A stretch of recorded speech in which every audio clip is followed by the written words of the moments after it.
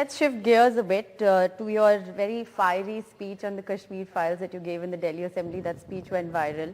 I want to ask you, did you watch the film? What did you think of it? नहीं, मैं बहुत दिन से, मैंने कई दिन महीनों से पिक्चर नहीं देखी है, बिकॉज पंजाब चुनाव में जब से मैं बिजी हुआ मेरे को बिल्कुल टाइम ही नहीं मिला। पहले तो बहुत देखा करता था, मैंने देखी नहीं है कई दिनों से। पर ये वो कह रहे हैं कि इसको टैक्स फ्री करो, पहले भी बहुत सी फिल्में टैक्स फ्री हुई हैं, तो क्या आप टैक्स फ्री करके मामला ही खत्म ना कर दें? बीजेपी को फिल्म टैक्स फ्री कराने में इतना क्या इंटरेस्ट है? कश्मीरी पंडितों को इनकी चिंता, कश्मीरी पंडितों की चिंता नहीं है बीजेपी को।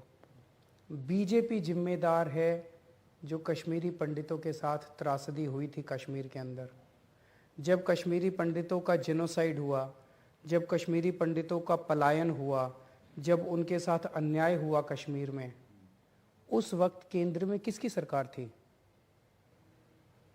बीजेपी समर्थित सरकार थी। उस समय राष्ट्रपति शासन था जम्मू कश्मीर पे। गवर्नर कौन थे? जगमोहन जी थे, बीजेपी के गवर्नर थे।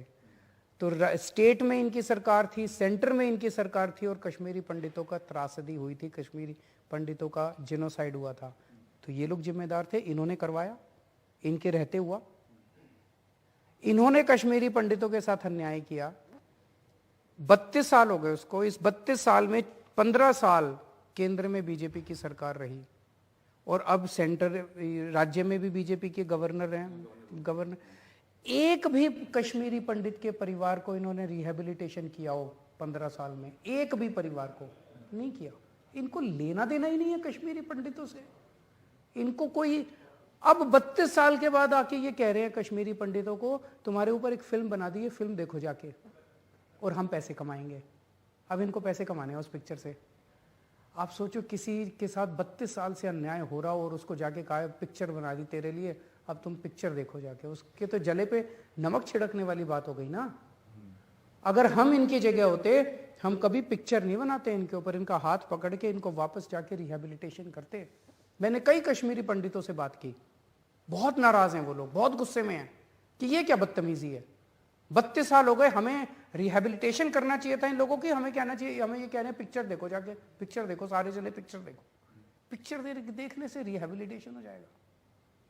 Arvind Kejriwal, let's talk about the fallout of what you said. There was massive protests outside your house. There was vandalism. Your party came out and said that this is a conspiracy to kill you. Do you think there's a threat? Do you think there's a threat to your life? 100-200 आदमी थे। कौन थे वो? BJP वाले थे। नौटंकी कर रहे हैं सुबह से शाम तक। गंदी राजनीति, गुंडागर्दी, इस किस्म की गुंडागर्दी से देश आगे बढ़ेगा? आप छोड़ो, मेरी तो छोड़ो, मैं मुख्यमंत्री हूं, मैं आम आदमी हूं, छोड़ो। मेरे घर के ऊपर आ गए, दरवाजे पे और दीवार पे चढ़ गए और अंदर कूदने वाले थे। ये तो उनकी पता नहीं कैसे नहीं कूदे। अंदर मेरे माँ बाप थे, मैं भी नहीं था, मेरी वाइफ भी नहीं थी, मेरे बच्चे, मेरे बूढ़े माँ बाप थे, कुछ भी करके जा सकते थे। आपका घर ले लो, मेरा तो छोड़ो, मैं तो मुख्यमंत्री हूं। आपके घर में क्या किसी को इजाजत है कि दीवार से कूद के आपके घर के अंदर आ जाए? कैसी सुरक्षा है ये? क्या इस तरह की गुंडागर्दी से देश सुधरेगा? क्या इस तरह की गुंडागर्दी से कश्मीरी पंडितों को न्याय मिलेगा? वो न्याय दिलाने थोड़ी आए थे, गुंडागर्दी करने आए थे। No, but there were very serious allegations that were made by your party after that there is a threat to the life of Arvind Kejriwal. Do you feel threatened? मेरी जिंदगी देश के नाम है, मेरी जिंदगी देश के लिए हाजिर है। मैंने डायबिटीज का पेशेंट होते हुए 15-15 दिन का उपवास रखा है देश के मुद्दों की खातिर। अपनी जिंदगी की परवाह नहीं की। सभी डॉक्टर्स ने उस टाइम कहा था ये जिंदा नहीं बचेगा। 15 दिन का उपवास रखा था मैंने, केवल पानी पीता था मैं 15 दिन तक। मेरे को अपनी जिंदगी की परवाह नहीं है। मेरे को ये परवाह है कि इस किस्म की राजनीति, हमने 75 साल खराब कर दिए यार देश के। इस किस्म की गुंडागर्दी की राजनीति से देश आगे बढ़ने वाला नहीं है। आओ बैठ के मिलके इस देश को आगे बढ़ाते हैं। But what happened outside your house was serious. I mean, if your party claims there's a threat to your life, that is serious. Is there a threat to your life? Are you worried? Don't worry about my life. They are saying the Delhi police was bystanders. Do you feel you don't have enough protection? Don't worry about my life. मेरी जिंदगी important नहीं है, देश important है। इस किस्म की गुंडागर्दी राजधानी के अंदर सरेआम, इस किस्म की सड़कों के ऊपर गुंडागर्दी अच्छी बात नहीं है।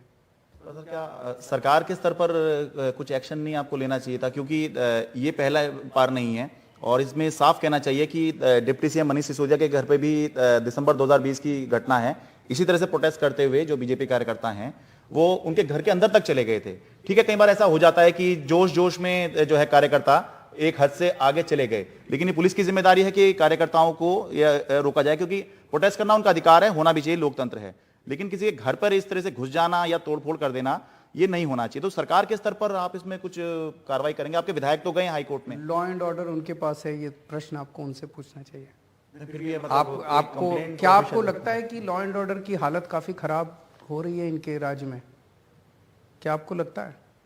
मतलब आपके घर पे अटैक हुआ है तो ये तो अपने आप ही सवालों के घेरे में कैसे, मतलब एक दायरे से बाहर तो आपके घर की तरफ कुछ तो आना भी नहीं चाहिए। लोगों ने बाकी सारी जिम्मेदारी मेरे को दे रखी है, इनको केवल लॉ एंड ऑर्डर की जिम्मेदारी दी है, उसमें भी फेल हो रहे हैं ये लोग।